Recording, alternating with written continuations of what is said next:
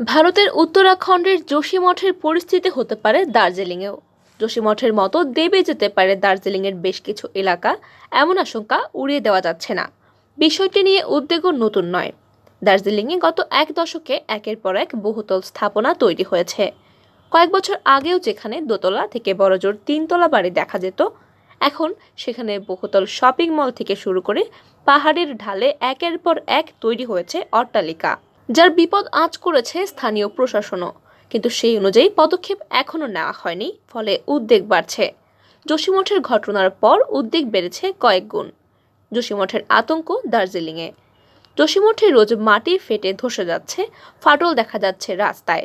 এই দৃশ্য দেখে নতুন করে ভয় দানা বেঁধেছে দার্জিলিং পাহাড়ে।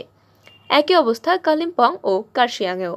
এমনিতেই দার্জিলিং পাহাড়ের বিস্তীর্ণ এলাকাটি ধসপ্রবণ ও ভূমিকম্পপ্রবণ। তা নিয়ে প্রতি বছরই সতর্কবার্তা জারি করে প্রশাসন, কিন্তু ওই পর্যন্তই। বড় কোনো পদক্ষেপ নেওয়া হয় না। সেসব এলাকায় তিস্তা নদীতে বাঁধ দেওয়া হয়েছে, তার ফলে পাহাড়ের দেয়ালে আরও চাপ বাড়ছে। স্থানীয়দের বক্তব্য, সরকার ও স্থানীয় প্রশাসন সবাই সে কথা জানে, তারপরেও বিপর্যয় রুখতে বড় কোনো পদক্ষেপ নজরে পড়েনি। তার উপর সেবক রাংপুর রেলপথ নিয়েও প্রশ্ন তুলেছিলেন অনেকে, যদিও তা ধোপে টেকেনি।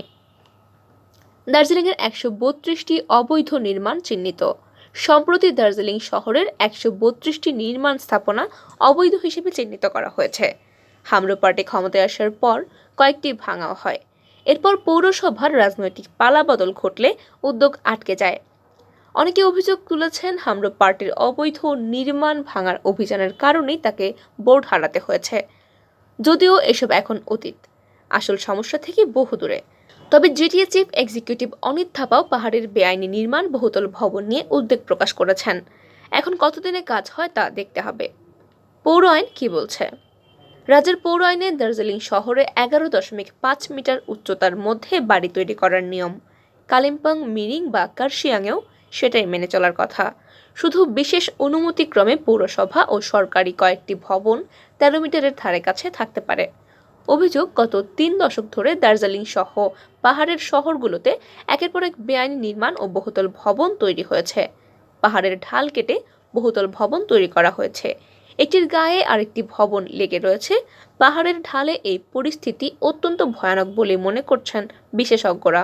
সতর্কতা জিওলজিক্যাল সার্ভে অফ ইন্ডিয়ার।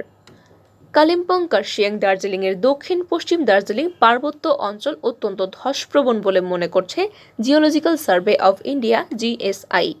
কয়েক বছর আগেই তারা এই পর্যবেক্ষণ জারি করেছিল। একটি সংবাদপত্রে প্রকাশিত দার্জিলিংয়ের পাশাপাশি প্রতিবেশী রাজ্য সিকিমের উত্তর ও পশ্চিমাঞ্চলেও এমন ধসপ্রবণতা রয়েছে বলে জানান তারা। দার্জিলিংয়ের কোন কোন এলাকা ধসপ্রবণ? জিএসআই একটা মানচিত্র জারি করেছিল, তাতে দার্জিলিং পার্বত্য এলাকার মোট ভূখণ্ডের ১৭%ই অতি ধসপ্রবণ বলে চিহ্নিত করা হয়। এর মধ্যে রয়েছে মিরিকের তিনধারিয়া, লেম্বুধার, কার্শিয়াংয়ের গিদ্দা পাহাড়, গয়াবাড়ি, পাগলাঝোড়া ও তারগাঁও। মাঝারি ধসপ্রবণ এলাকা ৪০%, বাকি ৪৩% তুলনায় অনেক কম ধসপ্রবণ। কয়েক বছর আগে এই ম্যাপ জারি করা হয়, যা এখন অক্ষরে অক্ষরে ফলে যাচ্ছে। আগামী দিনে এই এলাকাগুলো আরও ধসের শিকার হতে পারে। দার্জিলিংয়ের মোট এলাকার পরিমাণ ২,৯২৩ বর্গ কিলোমিটার। সিকিমেও মানচিত্র তৈরির কাজ করছে জিএসআই। মানচিত্র বলছে উত্তর পশ্চিম সিকিমে বেশি মাত্রায় ধসপ্রবণ। লাচুং, লাচেন, গুরুডংমার, জুলুক এলাকা এরকম। কেন ধস নামছে? অতিবৃষ্টির কারণ ছাড়াও এই এলাকায় টেকটনিক প্লেটের নড়াচড়ার ফলে গোটা হিমালয়ের পাথর ক্রমশ ভঙ্গুর হয়ে পড়ছে।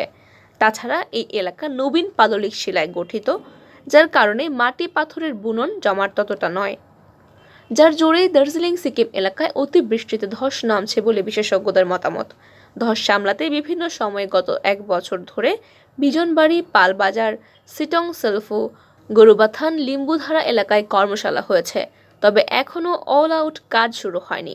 এখন যোশীমঠের ঘটনার পর যদি টনক নড়ে তা দেখতে হবে।